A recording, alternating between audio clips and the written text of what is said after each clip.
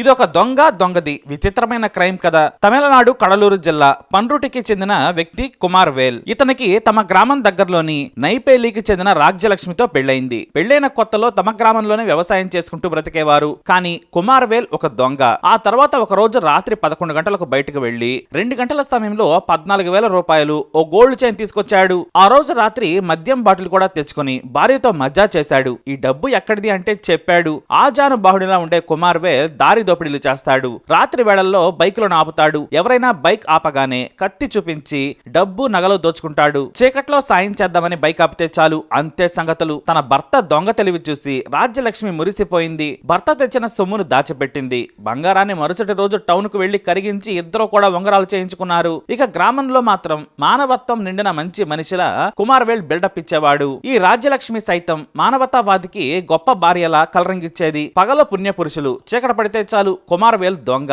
అతనికి సర్ది కట్టి దొంగతనాలకు పంపించేది భార్య. తన భర్త దొరకకుండా కుమార్ వేల్ ఒంటికి ఆముదం నూనె రాసి పంపుతుంది. పట్టుకోవాలని చూసినా జారుతుందనేది ఆమె వెధవ ఐడియా. అలాగే కాస్త చామంచాయిగా ఉన్న కుమార్ వేలుకు కాటుక లైట్ గా రాసి నల్లగా చేస్తుంది. చీకట్లో సరిగ్గా గుర్తుపట్టదని ప్లాన్. అలాగే కొన్నాళ్లకు భర్త జాబ్ లో జాయిన్ అయింది రాజ్యలక్ష్మి. భర్త రోడ్ మీద బైకును ఆపగానే చీకట్లో పొదల్లో నక్కి తోడుగా ఉండేది. ఎవరైనా సరే తిరుగుబాటు చేయాలనుకుంటే దుడ్డు కర్రతో తల మీద కొట్టి కుమార్ వేల్ ను రక్షించేది. ఇలా ఇద్దరు కలిసి దొంగతనాలు చేయడం మొదలు పెట్టారు. లైఫ్ చాలా బాగా సాగుతోంది. 4 ఏళ్లలో 40 దొంగతనాలు, 2 పిల్లలు కలిగారు. మంచి ఇల్లు కూడా కట్టుకున్నారు. ఇక గ్రామంలో కుమార్ వేల్ సంపాదనకు మెయింటెనెన్స్ కు లింకు కుదరడం లేదనే గుసగుసలు మొదలయ్యాయి. పైగా హైవే మీద దారి దోపిడీ వ్యవహారం కడలూరు ఎస్పీని కలవరపరిచింది. చాలా మంది ప్రతి 2 నెలలకు హైవేపై దాదాపు 70 కిలోమీటర్ల పరిధిలో దోపిడీకి గురయ్యారని వేర్వేరు పోలీస్ స్టేషన్లో ఫిర్యాదు చేశారు. దీంతో నిఘాను పెంచారు పోలీసులు. అయితే గ్యాప్ ఇస్తూ కుమార్ వేల్ దోపిడీలకు పాల్పడేవాడు. కొన్నిసార్లు పక్క గ్రామాల్లో తెలిసిన వారుంటే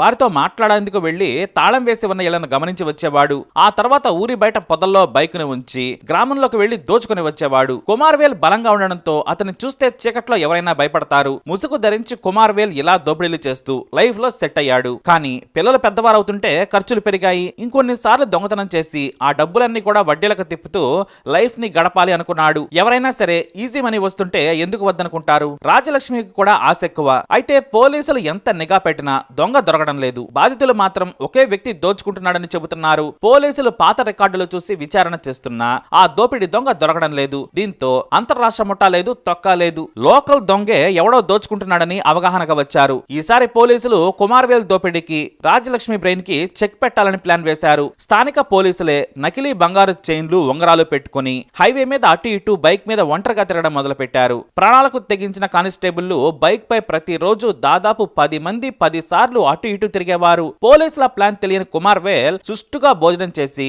ఓ 2 గంటలు పడుకొని రాత్రి 11 గంటలకు బైక్ పై డ్యూటీకి వెళ్లేవాడు. తమ గ్రామ ప్రాంతంలో అయితే తెలిసిన వారుంటారని దూరంగా 50 కిలోమీటర్ల దూరం ప్రయాణించి బైక్ ని పొదల్లో ఉంచి దొంగతనాలు చేసేవాడు. అంతేకాదు వెళ్లేటప్పుడు బైక్ నంబర్ను మార్చి పక్కా పథకంతో డ్యూటీకి వెళ్తాడు కుమార్ వేల్. ఇక రాజ్యలక్ష్మి క్షేమంగా వెళ్లి లాభంగా రండని ఆశీర్వదించి ఎదురొచ్చి మరీ పంపుతుంది. ఇక ఇద్దరు కూడా దేవుడికి మొక్కుతారు. పోలీసులకు దొరకకుండా జనం చేతిలో చావకుండా చూడమని బ్రతిమలాడతారు. దేవుడు ఉన్నదే పాపులను బ్రతికించేందుకు అన్నట్టుగా వీళ్ల దోపిడీలు చాలా రోజులు సాగాయి. సీన్ కట్ చేస్తే రాజ్యలక్ష్మి అదృష్టం బాగుండి ఆ రోజున భర్తకు తోడుగా వెళ్ళలేదు. ఎందుకంటే చీకట్లో పరిగెత్తడం తన వల్ల కాదని రానని చెప్పేసింది. దీంతో నువ్వొస్తే దొరికినా దొరుకుతామని కుమార్ వేల్ వద్దన్నాడు. దీంతో కుమార్ వేల్ యథావిధిగా తన బైక్ ని తీసుకుని దొంగతనం డ్యూటీకి పక్కా ప్లాన్ తో వెళ్లాడు. అది కూడా రాత్రి 11 గంటలకే హైవేకి చేరుకున్నాడు. ఎందుకంటే 12 దాటుతుంటే పెద్దగా బైకుల వాళ్ళు ఎవరో రావడం లేదు. వచ్చినా ఆపరనేది కుమార్ వేల్ దొంగ తెలివి. సరిగ్గా అప్పుడే ఓ బైక్ వస్తుంది. హెల్ప్ హెల్ప్ అంటూ చేయొడ్డు పెట్టాడు కుమార్ వేల్. ఓ వ్యక్తి బైకును ఆపాడు. సరిగ్గా బైకును ఆపగానే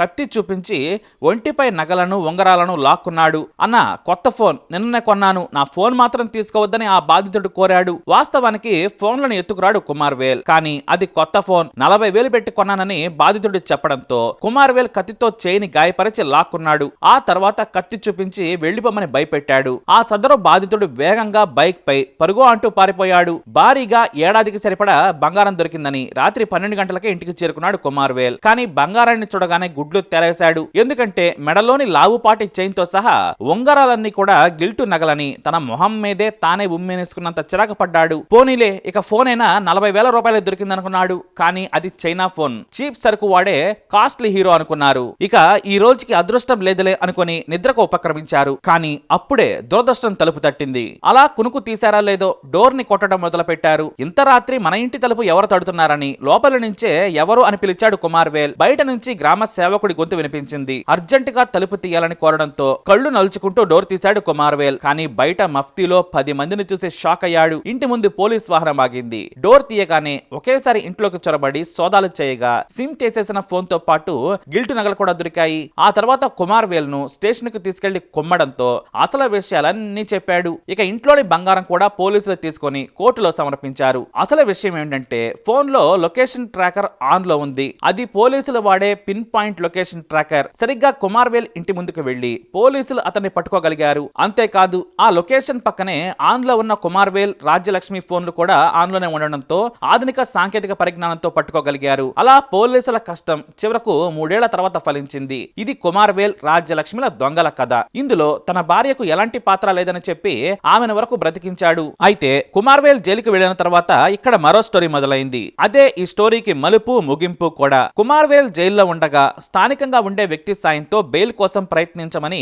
ఏర్పాట్లు చేశాడు. ఒక లాయర్, ఒక పేరున్న పార్టీ నాయకుడు, అతనికి అనుచరుడిలా కుమార్వేల్ ఉండేవాడు. అతను కడలూరులో ఉంటాడు. భర్త బెయిల్ కోసం అతని చుట్టూ తిరుగుతున్న క్రమంలో కత్తిలా తయారై వస్తున్న రాజ్యలక్ష్మిపై అతని చూపు పడింది. ధనవంతుడు, పైగా లాయర్. ఆ చూపులను అర్థం చేసుకున్న రాజ్యలక్ష్మి కళ్లతోనే సరేనంది. అలా ఇద్దరి మధ్య అక్రమ బంధం మొదలైంది. కారులో రాజేశ్వరిని తీసుకుని వెళ్లి ఫామ్ హౌస్ లో గడిపేవాడు. చివరకు కుమార్వేల్ బెయిల్ పిటిషన్ కూడా ఆలస్యం చేశాడు. ఎందుకంటే కుమార్వేల్ బయటకు వస్తే తమ బంధం సాగదని ఇద్దరు ఎంజాయ్ చేయడం మొదలు పెట్టారు. సినిమాల నుంచి షాపింగ్ వరకు ఇద్దరు కలిసి తిరిగేవారు. ప్రతిరోజు అందంగా తయారై కోర్టుకు వెళ్తున్నానని చెప్పి రాజలక్ష్మి లాయర్ దగ్గరకు వెళ్లేది. అతనితో ఎంజాయ్ చేసి వచ్చేది. ఇక చివరకు భార్య మీద, లాయర్ మీద కోపడడంతో సులభంగా ఎప్పుడో బెయిల్ వచ్చే కేసును 6 నెలలు లాగి బెయిల్ ఇప్పించారు. ఇక భర్త జైలు నుంచి వచ్చిన ప్రతి వారం జిల్లా ఆఫీసులో సంతకం పెట్టి రావాల్సి వచ్చేది. ఆ తర్వాత కొన్నాళ్లకు స్థానిక పోలీస్ స్టేషన్ లోనే సంతకం పెట్టేలా మార్చుకున్నాడు కుమార్వేల్. అంతేకాదు ఎక్కడ దొంగతనం, దోపిడీ జరిగినా సరే పోలీసులు కుమార్వేల్ ను పిలిపించేవారు. అయితే ఏదో వంక పెట్టి లాయర్ కు డబ్బులు ఇవ్వాలని చెప్పి జిరాక్స్ పేపర్లు ఇవ్వాలని భర్త బయటకు వెళ్లగానే రాజ్యలక్ష్మి ప్రియుడి దగ్గరకు చేరుకునేది. కొన్నిసార్లు భర్త ఫోన్ చేస్తాడని ఫోన్ ను కూడా ఇంట్లోనే వదిలేసి వెళ్లిపోయేది. దీంతో రాజ్యలక్ష్మి ఉరుకుల పరుకులే కాదు ఫోన్ లో గుసగుసలు కూడా అనుమానం కలిగించాయి. ఇక భర్తకు ష్యూరిటీ విషయంలో తేడాలున్నాయని పిలిచి లాయర్ ఎలాగైనా రాజ్యలక్ష్మితో కనీసం మాట్లాడాలని పిలిపించుకునేవాడు. ఓ రోజున రాజ్యలక్ష్మి ఫంక్షన్ కు వెళ్తున్నానని చెప్పగా ఆమెను ఫాలో అయ్యాడు కుమార్వేల్. అయితే ఫిబ్రవరి 14న కేకులు, కూల్ డ్రింక్స్ కారులో పెట్టుకుని 2 స్ట్రాలు ఒకే డ్రింక్ లో వేసుకుని తాగుతున్న లాయర్ ను, భార్యను తన 2 కళ్ళతో చూశాడు కుమార్వేల్. అంతేకాదు కారులోనే ఆమెను దగ్గరకు తీసుకుని ముద్దు పెడుతూ ముచ్చట్లు చెబుతూ నవరసాలు పలికిస్తున్నాడు ఆ లాయర్. దీంతో ఈ ఘోరాన్ని చూసే కంటే జైల్లోనే ఉంటేనే బాగుంటుందనుకున్నాడు కుమార్వేల్. తన భార్యది ఇంత చీప్ క్యారెక్టర్ అనుకున్నాడు. అంతేకాదు కూల్ గా సాయంత్రం ఫ్లవర్స్ విత్ కేకులతో ఇంటికి వచ్చి పిల్లలకు ఇచ్చింది రాజ్యలక్ష్మి. ఇక రాజ్యలక్ష్మి ఇంటికి రాగానే పిల్లలని ఆడుకోమని బయటకు పంపాడు కుమార్వేల్. ఇంటి తలుపు గడియ పెట్టి భార్యను వ్యాలంటైన్స్ డే ఎలా జరిగిందని అడిగాడు కుమార్వేల్. లాయర్ తో ఎన్నాళ్ళుగా సాగుతుందని నిలదీశాడు. అయినా తనకేమీ తెలియదని సమాధానం చెబుతుండగా రుబ్బురోలు రాయితో తల మీద ఒకేసారి బాది హత్య చేసేశాడు. రాజ్యలక్ష్మి చనిపోగానే బైక్ పై డైరెక్ట్ గా వెళ్లి పోలీసులకు లొంగిపోయాడు. జరిగిన కథ మొత్తం పోలీసులకు చెప్పాడు. పోలీసులు లాయర్ ని పిలిచి అడగగా నాకు దీనికి సంబంధం లేదని చెప్పాడు. పోలీసులు ఫోన్ చూపించగా నీళ్లు నమిలాడు. ఇక కుమార్వేల్ మాత్రం జైలుకి వెళ్లిపోయాడు. కానీ పిల్లలు అనాథలయ్యారు. అలా ఓ దొంగతనం కేసు చివరికి అక్రమ బంధం, ఆ తర్వాత హత్యగా మారిపోయాయి. ఇది ఓ దొంగది ఓ లాయర్ కథ. మరి ఇలాంటి ఇన్ఫర్మేషన్స్ కోసం వీడియోని లైక్ చేయండి, షేర్ చేయండి, మా ఛానల్ని సబ్స్క్రైబ్ చేసుకోండి.